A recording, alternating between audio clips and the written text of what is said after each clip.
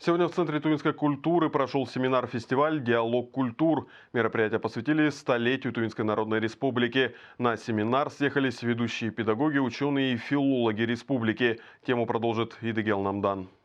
Язык дружбы не нуждается в переводе. Все люди мира улыбаются. Сохранение единства культурного пространства и укрепление дружбы народов. Все это о семинаре «Диалог культур». Раньше он проходил на школьном уровне, сейчас формат изменился. Под одной крышей ученые, филологи, педагоги и те, кому не безразлична судьба межнациональных отношений в республике. Эти вопросы межнационального и межконфессионального согласия, они имеют большое значение в нашей республике.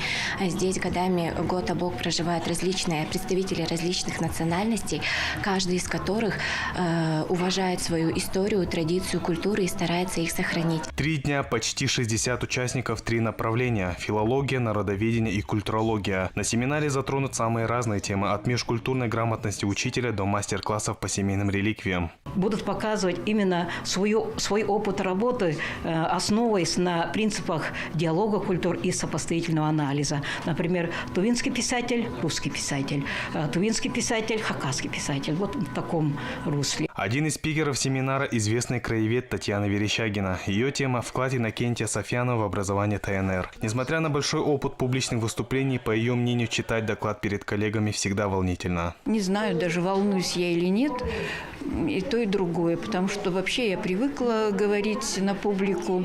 Ну а с другой стороны, да, учительский состав, которые сами умеют хорошо говорить, нужно перед ними быть особенно в теме. В следующем году организаторы планируют привлечь представителей других диаспор. Идегел Намдан, Кейжик Пайкара, Вести ТВ.